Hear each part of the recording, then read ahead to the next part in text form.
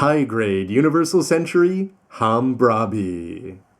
Hey, what's up again, everybody? It's Robert184, 2Rs2Bs Gundam Reviews.net, and though Emma isn't happy to see it, the high-grade Universal Century Hambrabi, as you can see from the empty plates, is all put together, which means let's take a look at the parts before checking it out in MS and MA form.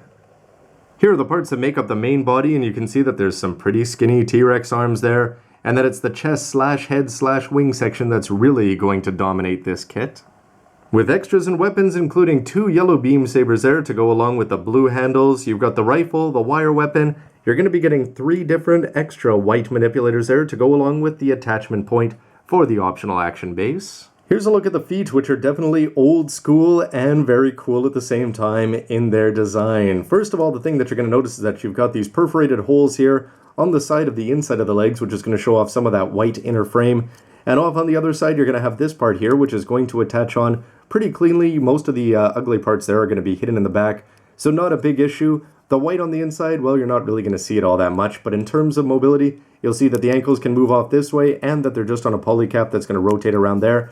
And you cannot bend the toes. These are going to be solid all the way across. You've got some lining possibilities there, which I've ignored for the knees, but you can take that. You'll see some white inner frame when you bend this, which is going to look not too great, I suppose. But this armor off on the side is going to be a nice complement, I'd say, to these shark fins off on the side. And the green piping, totally wasted back here. Nonetheless, it's still cool to have it. And if you line it up, you can do a good job with that. There's also some seals you could be adding to the knees, and this little thruster part here, which you can eject if you want to show it off in MA form.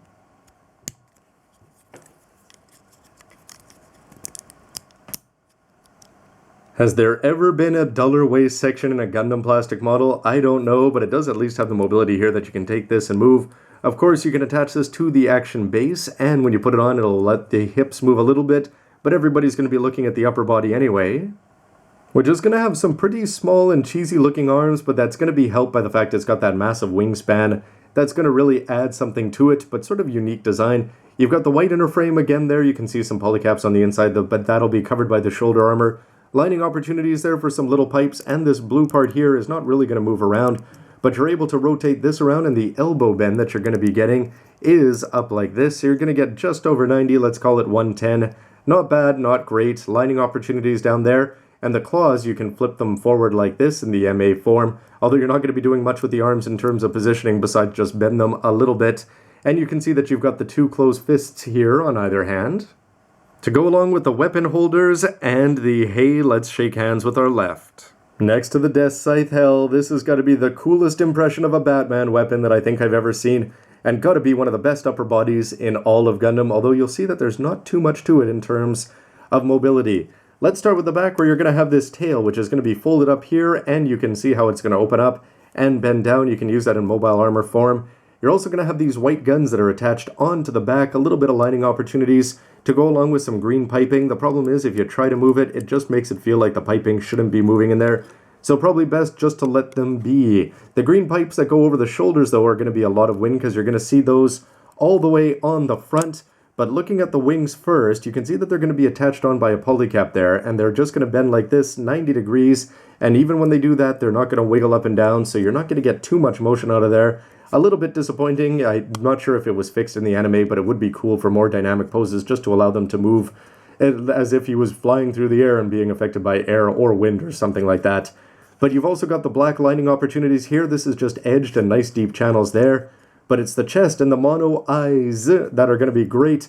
You've got this white part there that's going to be a real nice complement to the very boring waist section as you saw. Green piping looking great. I love that this red part here has an offset. So you've got this little part here. If you wanted to paint that up in mechanical bolt, it would look good. And did you even notice that these blue parts here are seals? They're actually staying on here better than I thought, and you'll see that it's a pretty ugly shape. But it's cool because Bandai actually gave you 2. There's one on the top and one that sits around the edge. You can see that it's not sitting up there perfectly, and you may have to get in there with a model knife if you want to push it down. I still haven't done a very good job, and you can imagine that it's going to come up over time. But looking up at the shoulders, these are looking great the way you put this together. They're 2 large parts, front and back, and when you put them on, the shoulder armor themselves are not going to move very much. They do have mono eyes up on the top. They also give you seals that you can put in there. So I put pink parts in there for the mono eye, but I just used a black lining marker to just color that up as opposed to using the seals. But the mono eyes on the front, They're not going to be movable or anything, and you're not really going to see that bottom one depending on how you do it. It's worth actually experimenting, moving it around a little bit just to try, and then putting these two pieces lightly together just to make sure that you've got it, because right now I think I'm only going to see that top one, unless you're looking at it from down below, which is something that Emma, again, really, and Cats and a whole bunch of others don't want to see. Definitely one of the coolest things I've ever put together. Can't wait to see how it works in practice. The Phaedine rifle is looking pretty skinny there to complement his T-Rex arms, and it's going to have this moving part up at the front. The barrel is not going to be hollow there, and otherwise you can just put the hand, no pegs or anything to attach and keep that in place. And on the back you're going to have this really soft plastic, which isn't going to move very much, except for up and down and around, but it looks like it just seems a little bit feeble. But you do have the plus that at the end of the Phaedine rifle you can take the beam sabers here, which are looking alright because I'm a big fan of that blue color there that you're going to have with the hilt. It's a nice offset there with the gold round sabers, not like the ones we've been getting with 00. But if you want to detach this, you can take this and have him invert the way he holds it in the hand, and all of a sudden, no, it's not going to be the fish that are going to get it, but instead it's going to be the kebabs.